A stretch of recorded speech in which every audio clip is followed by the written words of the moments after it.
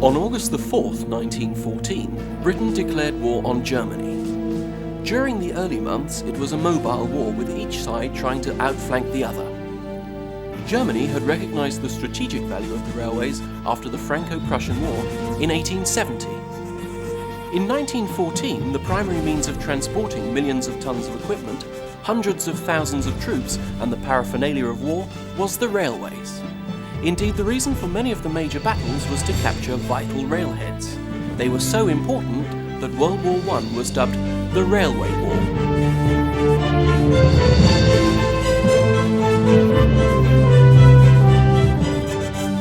These supply lines became primary targets, especially during the Second World War.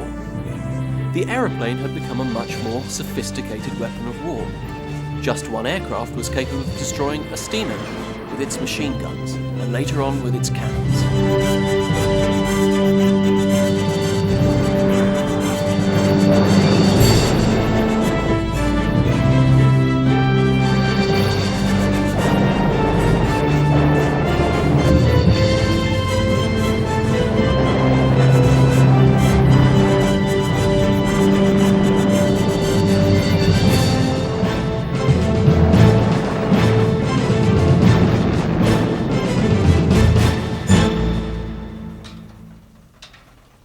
With the build-up to D-Day in 1944, the German and French railway systems were strafed and bombed by the RAF and the USAF, almost into submission. Germany then had the problem of building more locos to keep supplies moving. German factory workers had the disheartening job of building new engines round the clock, knowing that just like tanks and aircraft, they would probably last only a few days. More importantly, German workers had to be taken from other vital industries just to keep up with the devastation from the air.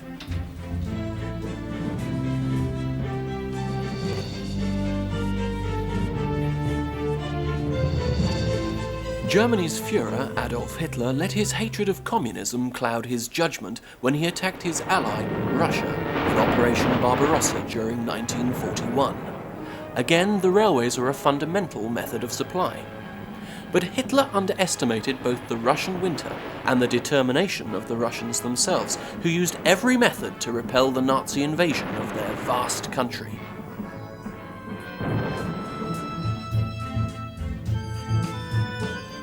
During the siege of Leningrad in 1941, the Russians laid track on the ice over Lake Ladoga to bring in food and much-needed medical supplies to the beleaguered city.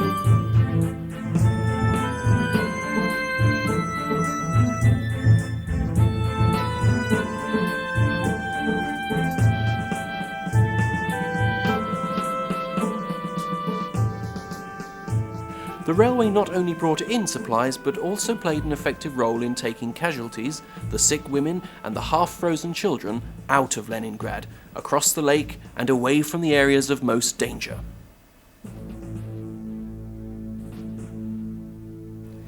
In Europe, another method of destroying the railways was through sabotage, particularly by the French resistance aided by the British Special Operations Executive, or SOE, supplying secret agents and hardware behind German lines.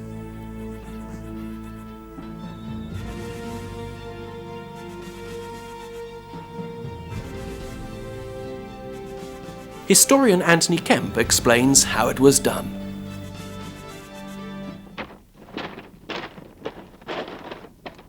This would have been an absolutely ideal place for blowing a railway.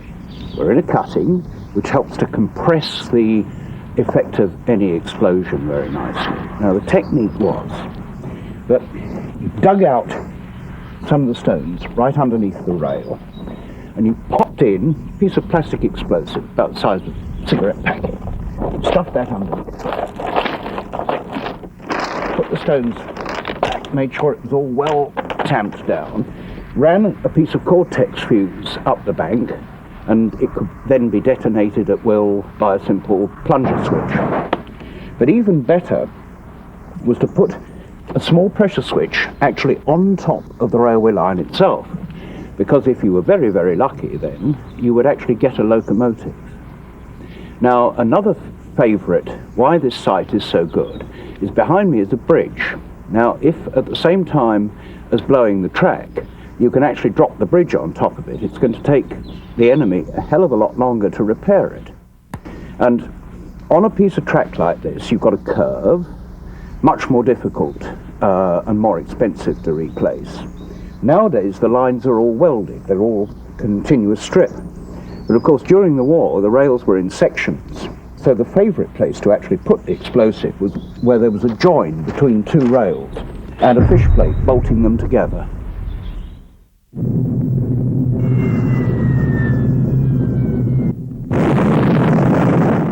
Another method was to bomb specific targets such as viaducts on the main lines to Germany's industrial heartland. And here is the result. Although not a direct hit, many yards of the viaduct have been destroyed. Britain even managed to supply Russia using the antiquated Persian railway system that was all but rebuilt by the Royal Engineers. Oil and supplies were transported from the refineries near Abadan in the south, over mountains and desert to the Caspian Sea in the north. The trains had to carry their own water supply in the ferocious heat. As the war progressed, the efficient Germans found that keeping supply lines open was getting more and more impossible as the Allied bombs rained down.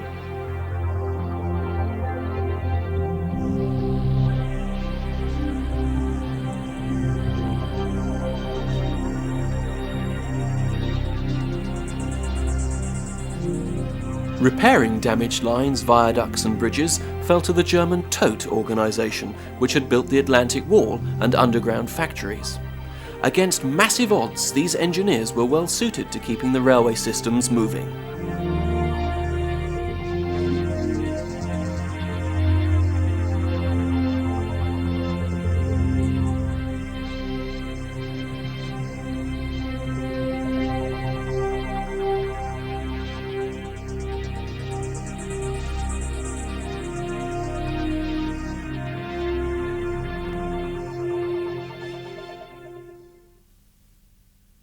During the evacuation of Dunkirk in the first year of the war, when 338,226 men were forced to retreat over the Channel from northern France, the Southern Railway helped in the rescue operation by supplying some of their steamer fleet in the massive exodus. A total of 861 ships of all shapes and sizes were used in the evacuation. Southampton and its docks were continually bombed during the early phase of the war, partly because the supermarine factory manufacturing Britain's frontline fighter, the Spitfire, presented a worthwhile target to the Luftwaffe. In 1940, the British believed that the Germans were capable of deliberately bombing bridges over the Thames. In fact, the railways presented relatively small targets to German bombers. Night bombing, as in the Blitz, was a hit-and-miss affair, but Southwark Street Bridge was hit during London's worst raid when the Luftwaffe dropped 890 tons of high explosive. Nearly every line into London was affected to some extent, but the damage to this bridge was probably the most serious. It was tantamount to severing Blackfriars Railway Bridge, which carried the principal link between the lines in North London and the Southern Railway.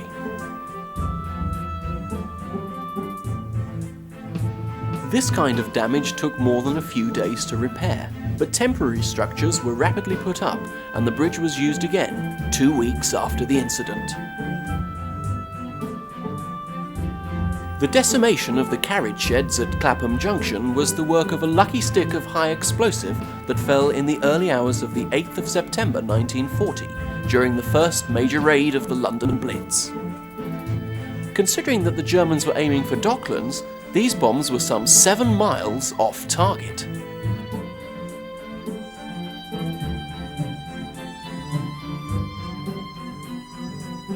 Six carriage roads were put out of action, and about a dozen coaches either destroyed or damaged. There was indeed quite a mess to clear up. But the Southern Railway network was so complex and interconnected that there were usually alternative routes left for the commuters to travel on.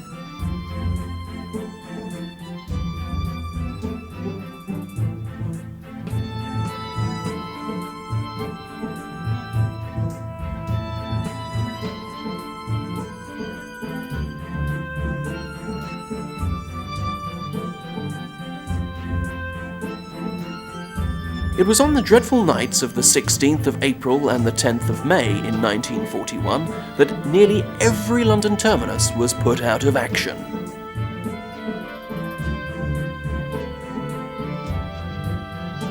On the Southern, this was as much the result of the interruption of the power supply needed for traction and signalling as to damage to the track or structures, so it was easily rectified. But the demolition of the offices at Waterloo and the footbridge to the Eastern Section station were quite another matter, as the damage was extensive. Unfortunately, many of the people who were sheltering in the arches under the station lost their lives. Waterloo was the biggest terminus of the lot and was struck about 35 times during the war. So was the 8-track stretch of 4.5 miles to Clapham Junction, built mostly on viaducts. Waterloo was out of use on a number of occasions, sometimes for 3 or 4 days. When the very modern automatic signalling was put out of action, the trains were run by hand signalling using flags.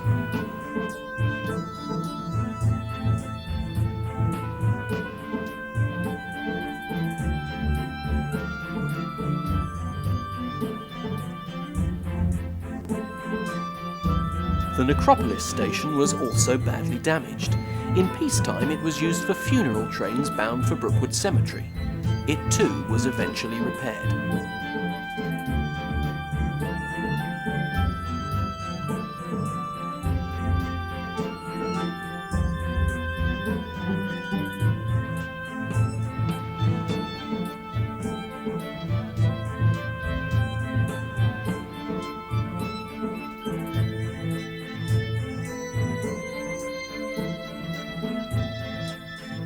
The severe damage to Paddington Station occurred in March 1944, during the Little Blitz. It was caused by a large bomb which fell on platforms 6 and 7. Incredibly, trains and their passengers came and went, apparently oblivious to the drama of the situation. A clear example of carry on regardless. Unlike the Southern Railway termini, Paddington was a large enough station to keep on operating after quite heavy damage, and was never put out of action for more than a few hours. Damage to a great arch of the roof and the replacement of the damaged platform tracks was very labour intensive, so the railwaymen were helped by soldiers who would probably use this training for later work on the continent.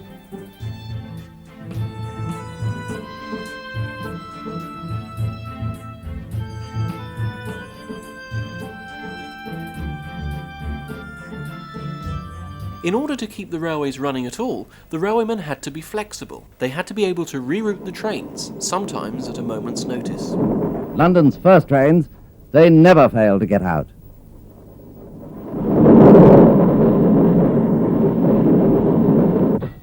One night,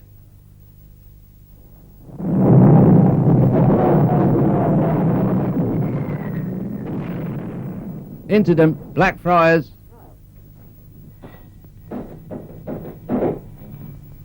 Blackfriars box informed control that the Ramsgate paper train couldn't get out for bomb damage. Divert it to Cannon Street. Repeat, divert it.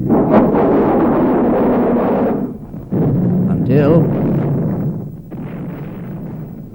Incident, Cannon Street. So the Cannon Street inspector informed control that the Ramsgate paper train couldn't leave from there. The line was blocked.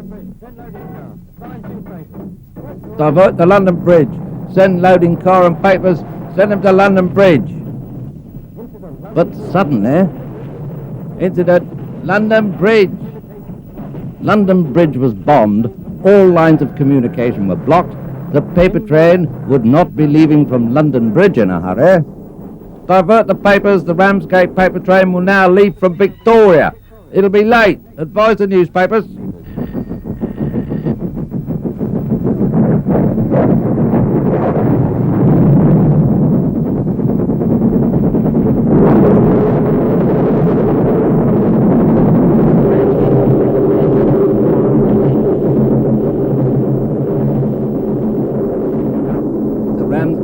Train left about 4 hours late, but it got out, leaving behind scenes such as these.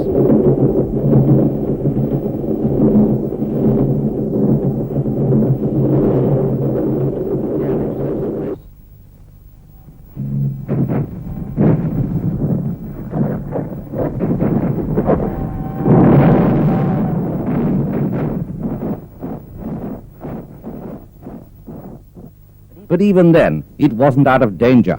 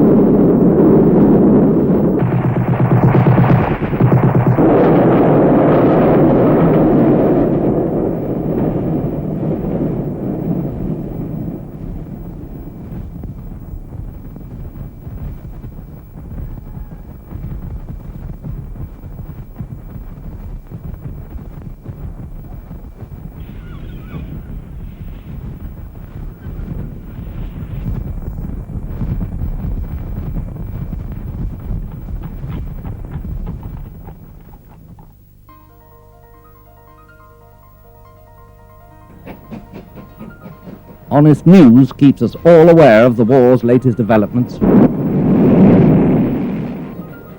while false dispatches make Nazi propaganda seem ludicrous. Accurate, objective newspapers will help us all to play our part in sharing the benefits of the better world we can and must obtain. Hello, Ray. How are you? Hello, Chris. Remember that news train story of yours? Sure. Have a cigarette. Just been telling it to a friend of mine. Got a match? Yeah, sure. What's this? Well, I'll be damned.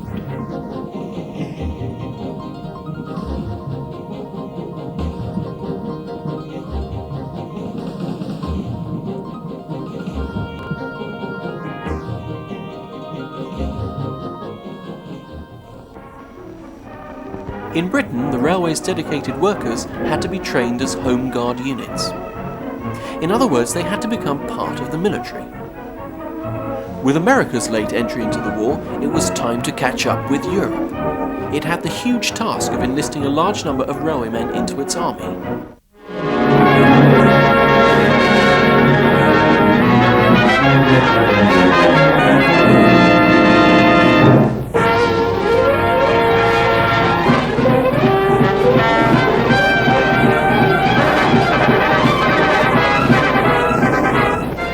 The most gigantic military railroad program in history focuses new interest on Camp Claiborne, pride of the Army Transportation Corps. Railroad operating battalions are trained for the major function of keeping the Iron Horse rolling in overseas theaters of operations. It's part of the long-range plan to solve the vital problem of transporting troops and supplies in pace with the fast-moving Allied offensives on world battlefronts.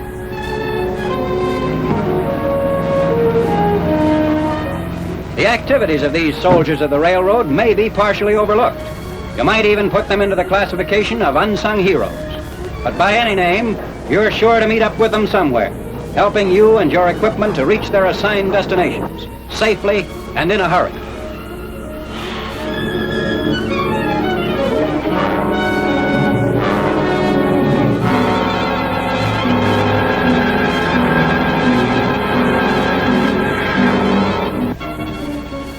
Trained to their particular jobs, just as you're trained to handle the gun, the tank, or jeep, they have been made to be ready for real assignments, and they can be found where the fire of battle is at a white heat.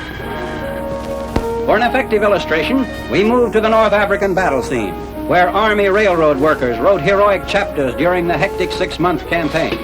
Locomotives and rolling stock had to be serviced 24 hours a day. Strategic rail sections destroyed by the enemy had to be rebuilt almost overnight. Lines to Tunis and Bizerte had to be opened and operated. The logistics of the campaign put extra heavy emphasis on railway links. The assignment was overwhelming. The time was short, but the men of the railroad battalions knew their jobs. Equipment long lacking proper maintenance was given new efficiency. Military railroad traffic at the front increased in carload tonnage. And when the Allied commanders took final accounting of the contributing factors to victory in North Africa, the railroad troops were not forgotten. At this point, the training of these men should again be mentioned. Railroad operating battalions for every front, drilled in the manner to be illustrated in the balance of this film.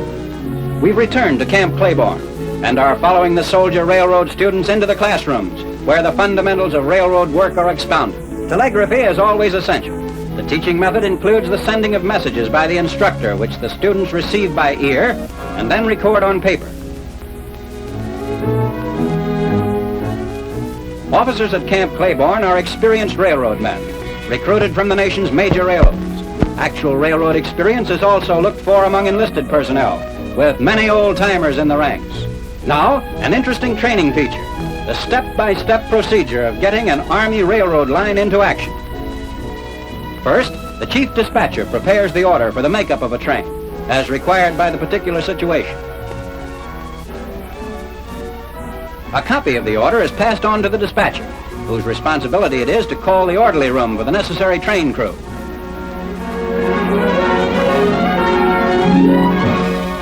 In quick order, the men are on their way. The yard master gives orders to the yard foreman for making up the special train. The yard engine the foreman is starting off will be utilized for the purpose of building up the train, beginning with the caboose.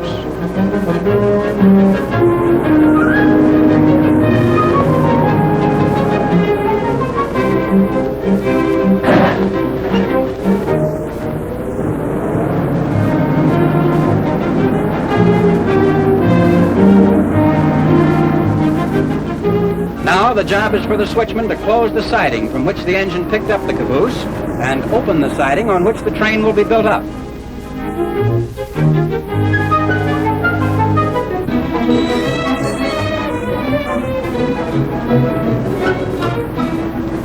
And before long, the train is completely built up.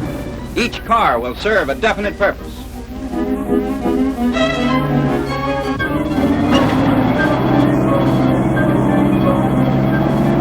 They detach the yard engine, and Mr. Iron Horse himself proudly struts out of the roundhouse.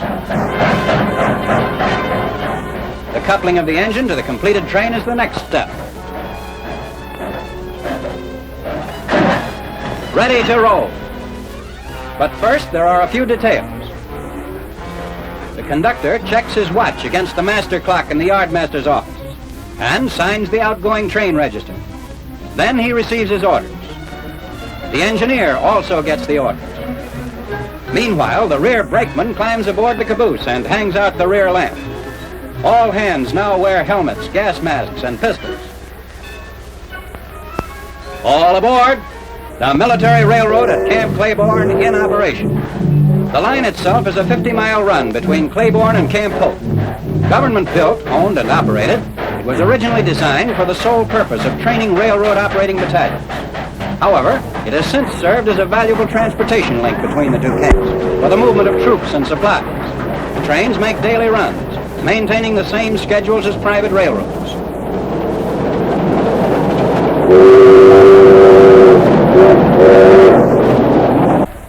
Along the line, the train makes a water stop. Every operation of the Army Railroad has been worked out to take the minimum amount of time.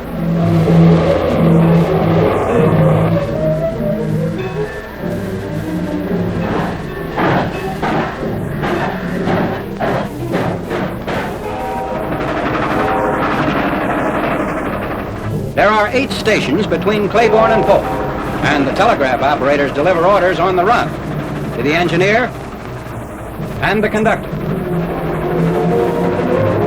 Following the policy of advanced unit training, the Army Transportation Corps conducts training under mock combat conditions. For this demonstration, the officers plot a simulated attack on the train to hold up its movement. All the drama of the real thing is staged as the 0 hour for the bombing arrives.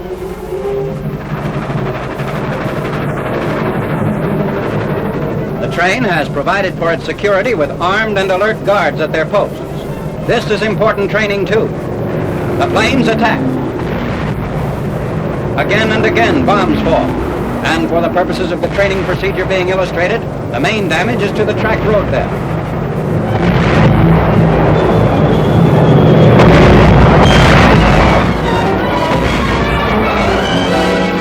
The damaged tracks are inspected by engineer, firemen, and brakemen, and quickly the task of accomplishing rapid repair begins. The brakeman signals to the caboose, prearranged cues for trained specialists to spring into action. Receiving the brakeman's information, the conductor and the signalman prepare to make contact with the dispatcher's office at Claiborne. Even while the signalman gets going, the soldiers responsible for the security of the train are moving to various vantage points. They'll offer protection during the repair operations. Their training tells them just what positions to take, with proper cover always foremost.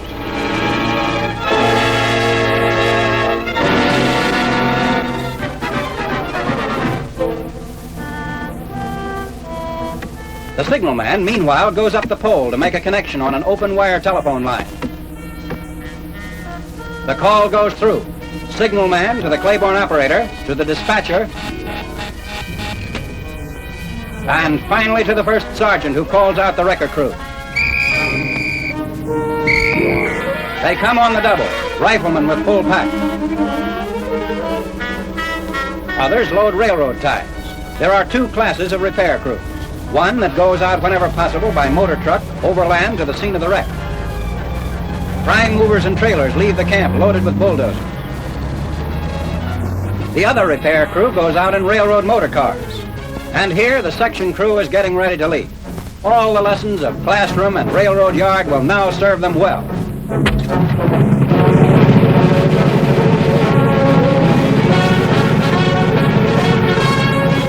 The trucks are first to arrive at the scene, and there's a rush job of unloading.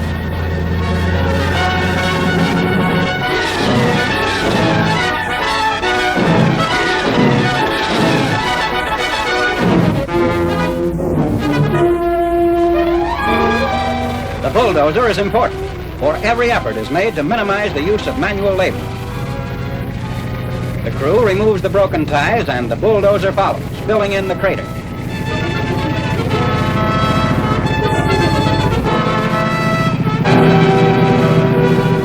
They have the job pretty well done by the time the section crew arrives.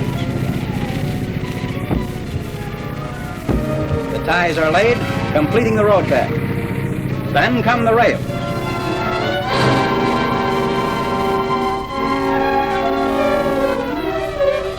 Teamwork. All swing together to put the rail in its proper place. The angle bar bolts get final tightening. Then the last spikes are driven in. Every task reduced to just so many minutes. The engine is already rolling, anxious to get up to full speed again.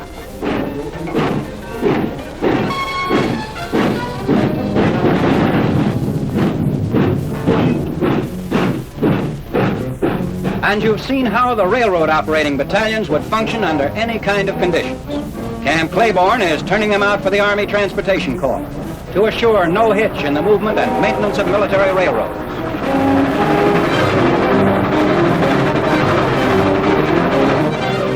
Railroads and railroad men have played a major role in the development of our country. Today they're doing a frontline war job, and the trains must be kept moving.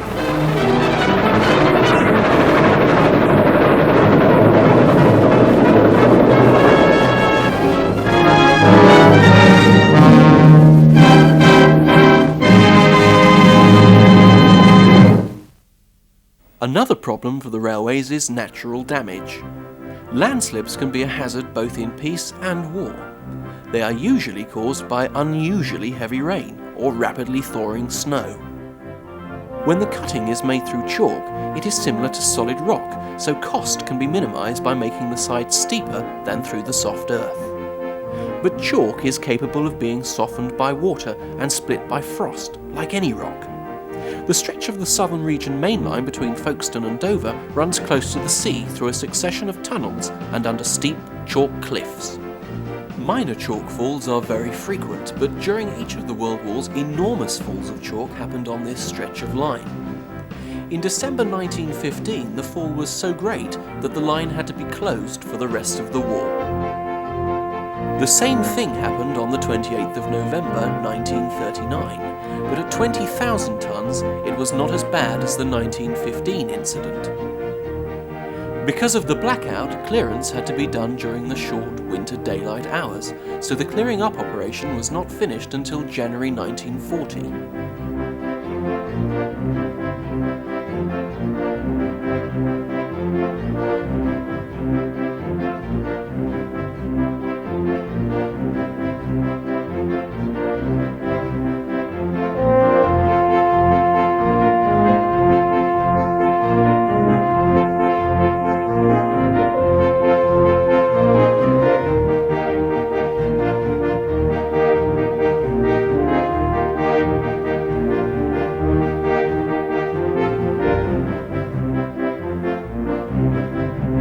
It's said that the British nation is at its best when its back is against the wall. Nowhere was this demonstrated more fully than on the railways, as this classic piece of film shows.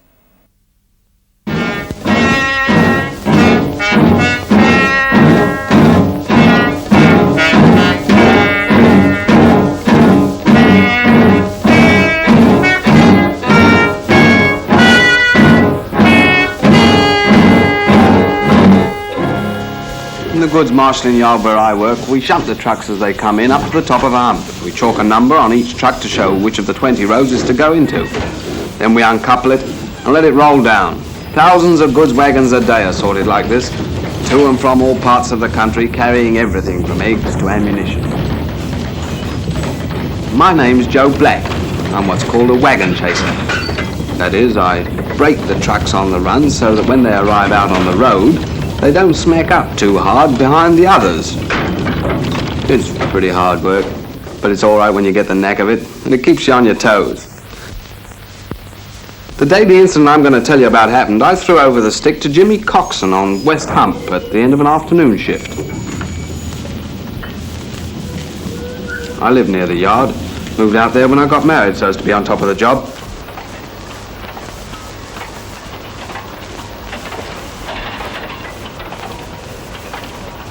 I cycled to and from work, so it wasn't long before I was home and ready to forget about shunting for another 12 hours or so. Well, that's what I thought. After supper, I was smoking a last pipe out in the front. It was a perfect night for an air raid, and an alert had gone early, but the marshalling yard does a 24-hour-a-day job and carried on as usual. Charlie Simmons was taking down wagon numbers on Road 15 when the trouble started. A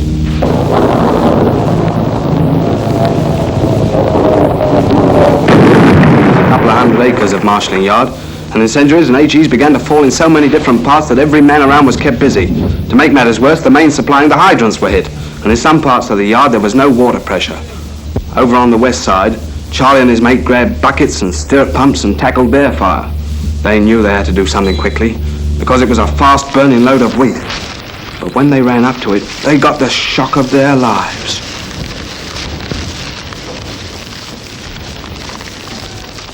They daren't leave that wheat truck to fetch help. The flames had to be kept down, away from the next truck.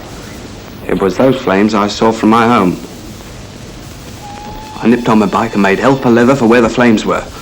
Meanwhile, Charlie and George were working like mad with the pumps.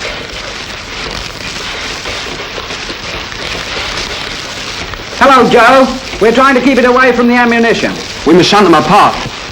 I'll get an engine. Keep pumping. The loco shed is across the main line. It seemed miles away that night, but I got there and managed to collect an engine and a crew. Give me the mainline signal box.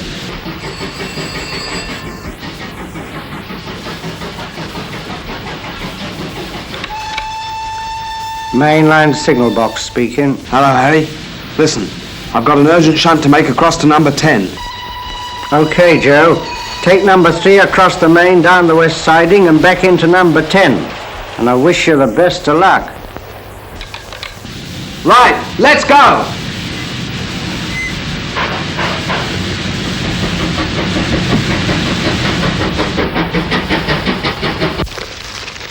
If Joe doesn't get here soon, this lot's going sky high. Well, I've made a few footplate rides in my life, but never one that seemed as long as it was that night. We fair burned across those tracks, but all the time I had that other fire in mind, and the things dropping around it. Harry up in the box had to stay put. He always has to. And he cleared the roads for a straight run across. Charlie and George were pumping their guts out.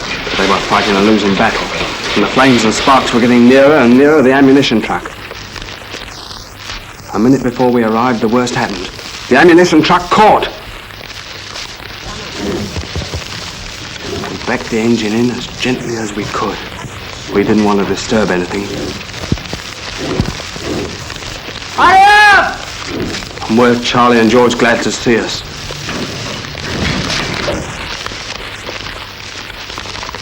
The ammunition truck's alive. I shinned up to see what I could do. Here, where's your tin hat? Home, I left an hurry, you mutt. Take mine, you may need it. Oh, all right. As the truck had only just caught, I thought I might be able to stop it. But directly I got up there, I saw it was hopeless. Pull her under the water spout! Right.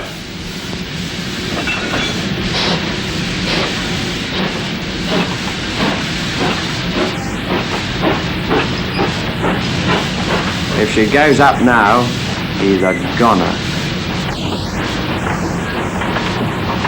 I was taking a chance on that water spout being okay. The water columns are fed from a different main to the hydrants, but had that been damaged by bombs too? That's what we didn't know. And that fire was beginning to get a hold.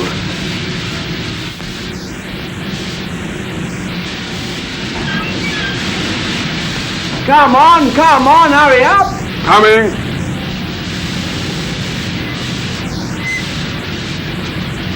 More this way! Okay. Right! Turn her on!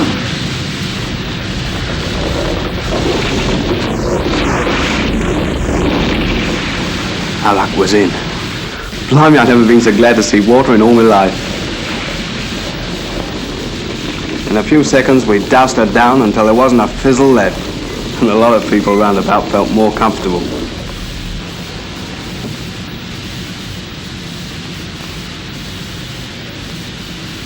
When I'd made sure the ammunition trucks was quite safe, I went to see how Charlie and George were getting on.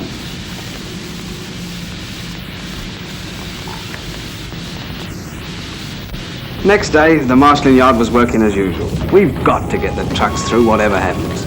You may grumble a bit when there's a delay, but don't worry. A little thing like a blitz doesn't hold up a marshalling yard for long.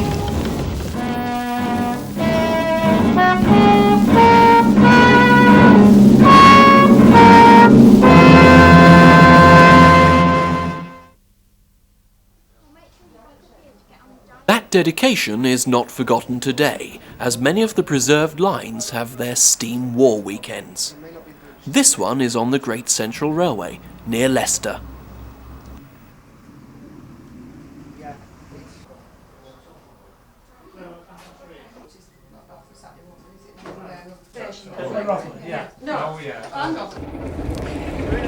Good morning.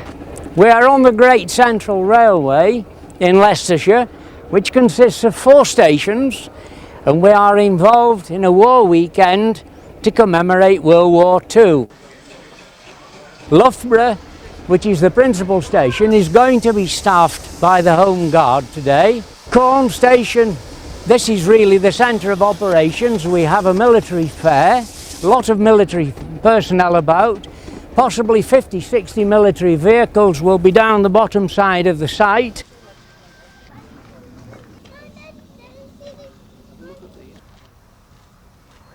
And then we go through to Rothley, which is across the Swithburn Reservoir, and that is the English Channel for today's activities, and Rothley will become a German station entirely.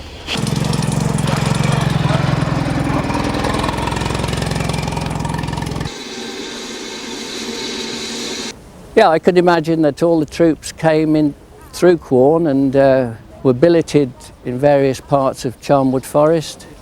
They were sitting there, obviously waiting for D-Day, and afterwards ready to be dispatched down the south, and possibly a lot of them never came back. That was just the sadness of war.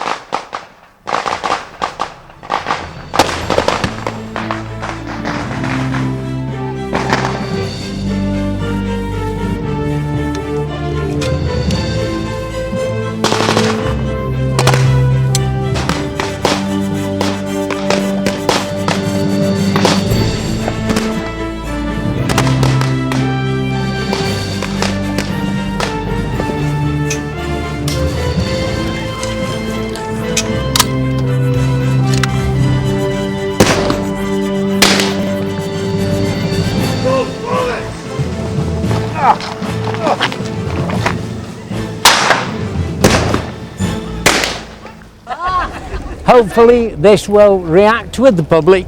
They will see the benefits of life today compared to what it used to be in those dreadful days of wartime. But the realism of actual war was very different. In Leicestershire during the D-Day build-up, American tanks were frequently transported from their depots on wagons down to the south coast.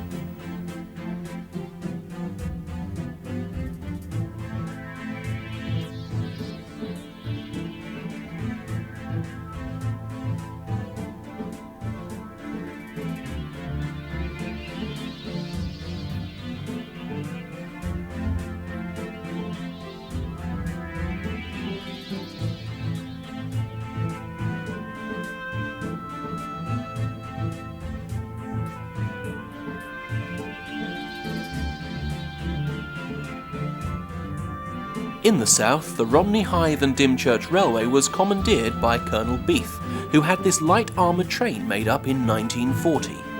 The engine and wagons were protected by mild steel plate and concrete. Each wagon was equipped with 2 Lewis machine guns and a Boy's anti-tank rifle. The train was never used in anger.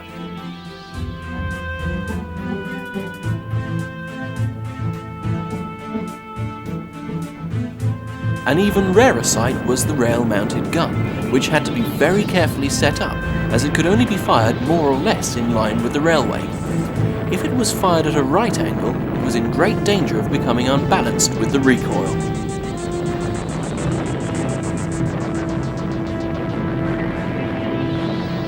These guns were a cross between a fixed gun and a field gun, but they were not found to be particularly useful.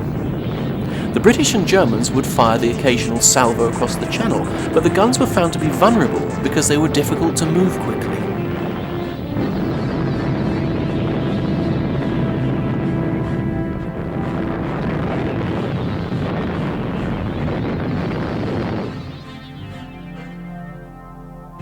On Monday, May the 7th, 1945, the war in Europe came to an end with Germany's unconditional surrender. But the railway still had a massive job to do throughout the continent. Huge amounts of war material had to be moved. Men and women of all nations had to be repatriated, and supplies of food, coal and the basic essentials of life had to be transported on the railway networks. The efficient operation of the railways in the United Kingdom was absolutely vital to the survival of Britain and the eventual defeat of Germany. This all depended on the skill and dedication of the railwaymen, all 625,000 of them. We must not forget that 395 British railway staff were killed and 2,444 seriously injured by enemy action while they were on duty.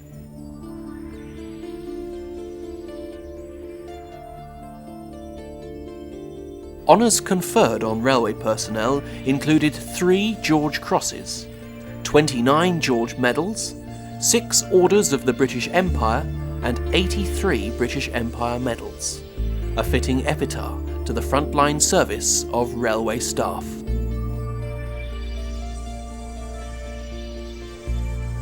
After Germany's defeat, the awful reality of what part of its railway system had been used for stunned a now peaceful world.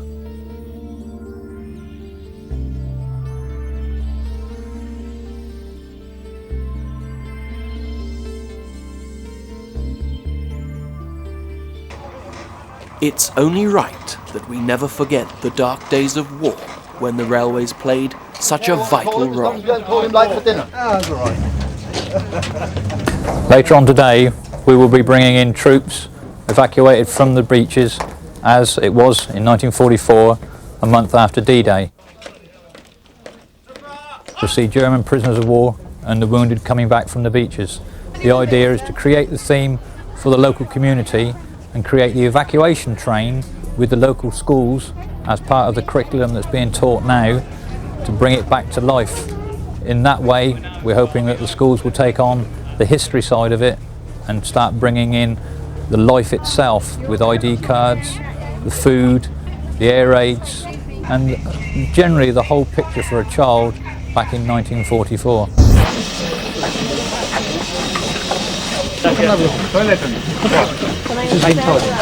Terminus? Yes. Yeah, that's see, he's got what he seems, I don't think. Troublemaker. What about this one? I am what I am. Do you reckon he is what he is or not? Yeah, has he got a tattoo?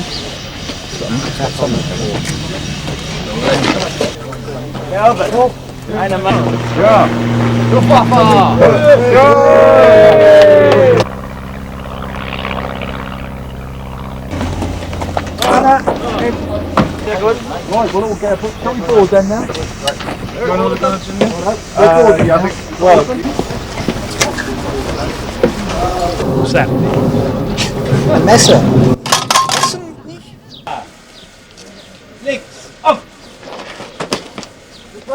These reenactments were played out on Alresford Station on the Midhants Watercress line. Moving westwards to the South Devon Railway, the reenactments have an altogether more battleground feel. It's sort of a wartime weekend around the railway, personnel, if you like, in various periods of dress. The main period, I suppose, is the 39-45 war. There's going to be some vehicles quite on, some little convoys. Various people are going to be riding up and down on the trains. Gives a nice atmosphere if you've got a carriage, sort of an old wartime period carriage. Then we're doing a road run down to Terminus station. It's going to be a mock battle down there. Basically, we've got some Germans who are holding a pillbox, which just happens to be in the middle of a field near a railway station. They're going to be attacked by a motley crew of Americans and British, mostly in jeeps. The artillery are going to come in and back it up a little bit. Germans will probably try some devious underhanded tricks and try and sneak around the back. We've got a couple of ambulances ready to cart off the casualties. Fire! It's the first time we will have used the 25 pounder here, which will give us a little bit of extra firepower perhaps. There is a serious reason behind it, because we collect items from a very serious period of time. We're collecting items, most of us, from the Second World War period, which was a very serious period of time. This time the railway have actually provided us with a train of our own, with some military vehicles that will be travelling up and down, camouflaged up, fairly well defended with machine guns, etc. First time we've had an actual train to ourselves, so it's quite that's a new one. The railway have actually provided us with our own train.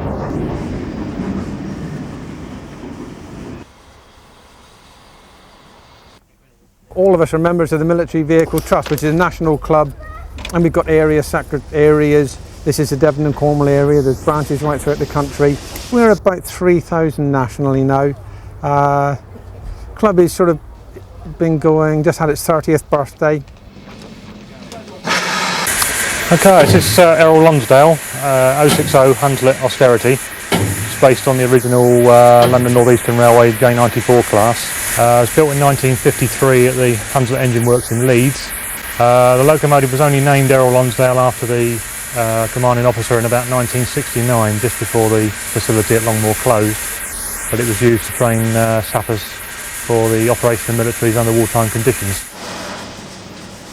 It appeared in several films. It appeared in the Great Centurion train robbery, which was filmed in the 1950s with Frankie Howard and co.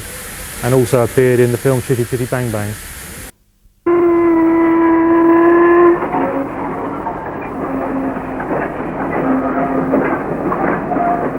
After 64 years of service in the British Army, the steam locomotives of the Longmoor Military Railway in Hampshire bustle about their business for the last time.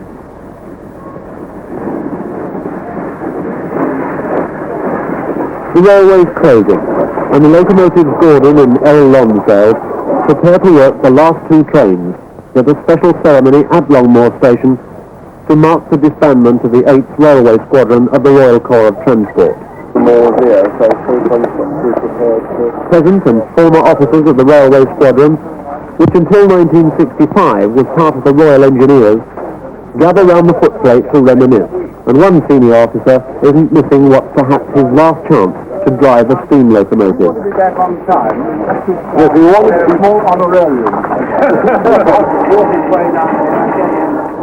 Without the attraction of a ride behind steam, the crowd ranged neatly on the public stand to see the last train go is a small one, compared with those of popular public open days of previous years, when the depleted coaching stock could hardly cope with the demand for free rides on a steam train.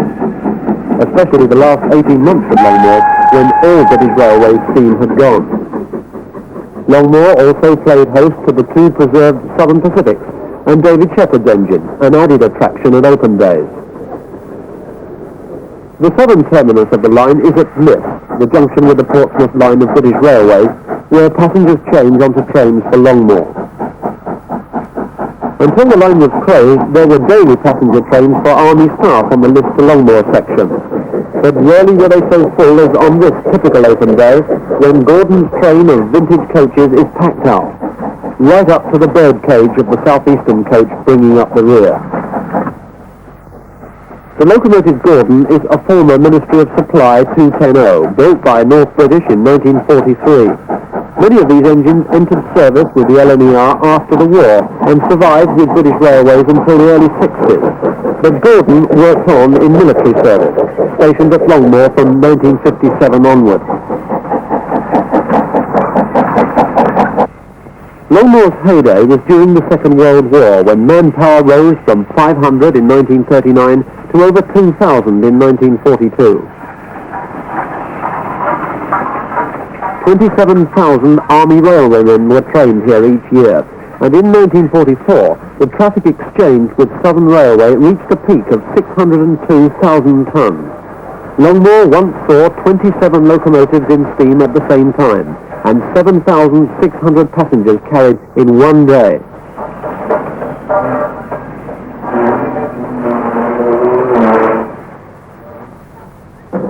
Number 196, L. Lonsdale, was the last of a large stud of Ministry of Supply shunting engines based at Longmoor. Built at Hunslet in Leeds in 1953 as a variation of the standard steel works shunter, many of these locomotives were later sold to the LNER, which classified them as J94. They survived almost to the end of steam on British Railways. The last ones worked on the Cromford and High Peak Railway in Derbyshire. A fine example has been preserved in working order at the Quainton Road Railway Museum in Buckinghamshire. At Miss Forest, in the heart of the Hampshire Downs, Gordon pauses for the benefit of a typical open-day crowd of enthusiasts and photographers. And after getting the right-of-way, steams off towards Longmoor on one of her last passenger duties before the closing ceremony.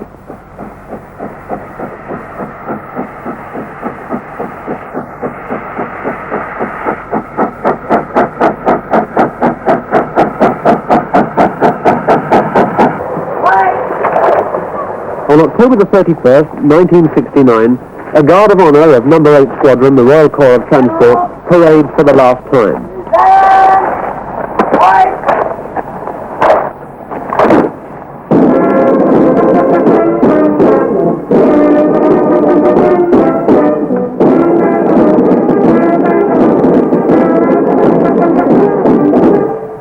This was one of the oldest units of the Corps. It was formed in 1806 as a company of the Corps of Military Artificers in the Channel Islands. It was reformed as No. 8 Railway Squadron Royal Engineers. It operated railways in the Crimea and came under General Gordon's command in the China War. The unit trained on the London, Chatham and Dover Railway and later became part of General Wolseley's expeditionary force to Egypt. It came to Longmoor in 1905 and built the Woolmer Instructional Railway from Borden Camp down to Lith.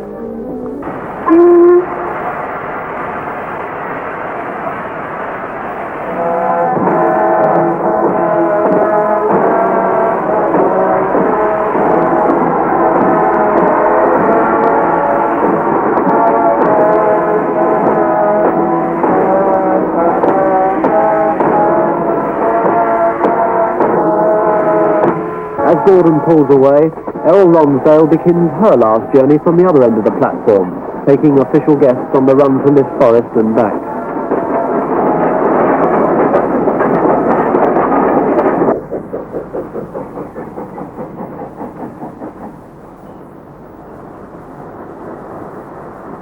After running round at Oakhanger, Gordon now makes her way back to Longmoor for the last time.